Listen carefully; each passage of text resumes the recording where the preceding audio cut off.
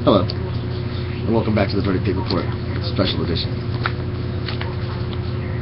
We're going to go through the police report and just show you how corrupt the police are. And anyone that can say that this is impersonating an officer is either an idiot or lying. So let's show you what the police have filed. And let me encourage you to request to the public records all the documents the city and the county hold with your name on it. It's good to know what the hell they're saying behind your back. I would have never known about any of this if I didn't request it. Since I requested it, I have nothing but a giant paper trail just showing how corrupt these people are. So this is case number 1312-2290. It was filed on 12/29/13 at 11:01 on Sunday. It was filed by M. Morrison, badge number 194, at 12/30/2013 at 5 o'clock. Sharon Nordgaard approved it, badge number 176, at 12/30/2013. It reads, on December 29, 2013, at approximately 23:04 hours, I was dispatched to Rite Aid to investigate a possible brandishing a weapon. So he's admitting right here he was being called in because there was a weapon being brandished. But what he chooses to investigate is the guy in the giant pig head.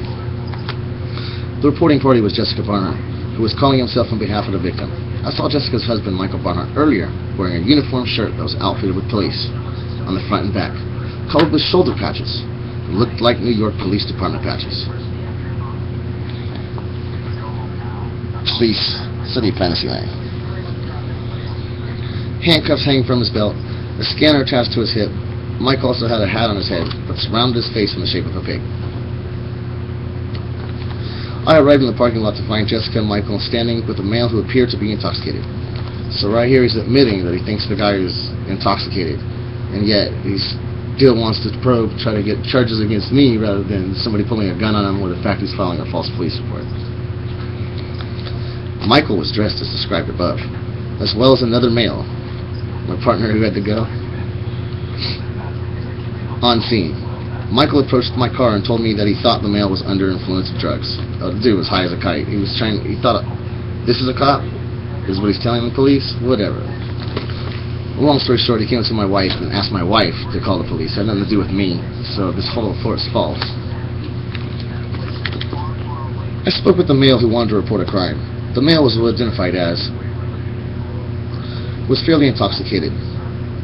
Blank told me that 8 males approached him, and one of them put a silencer to his head, and they took his gloves. Blank was non-descriptive of what happened, and he said it happened at Snow Globe. Blank told me that he did not want anything done this time in regards to the incident at Snow Globe, but that he wanted to go home. Blank told me that he initially thought Michael was a police officer, as Michael was wearing a shirt that said police on it, and that's why he stopped to report a crime with them. When I tried to further ask him questions about Michael being in the police uniform, he looked up at him and said, "They are filming me." Blank started to dance around my questions, and I felt he was avoiding my questions, as he felt intimidated by Michael recording my encounter with him. Blank at this point asked to go home. So let's get this straight. He's called on the scene because this guy says that somebody pulled a gun on him and asked my wife to call the police. So my wife calls the police. Rather than investigating a gun being pulled on the guy because he says he thinks he's unreliable and intoxicated, he instead tries to interrogate him and get questions against me for wearing a pig costume. He just said he was intoxicated and reporting a false crime, so what's the point in asking him questions about me? And of course he's dancing around the questions. He's high as a kite, and you're asking him a bunch of crazy questions about a guy in a pig costume. With Michael wearing a police uniform. Now listen, this is great.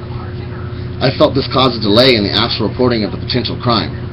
As Blank approached what he had thought to be a police officer, it is unknown how long Blank had been talking with the Barnharts about the suspected crime before law enforcement has actually called to the scene.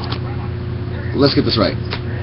So if there was no pig costume and somebody came up and asked my wife to call the police for them, would they be filing a report saying that we delayed them or obstructed them?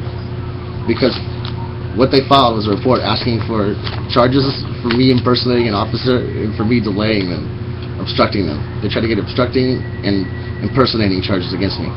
They tried to get 148A1 PC, obstructing and resisting, and they tried to get 538DA PC, impersonating an officer against me, is what they actually filed behind my back to the DA.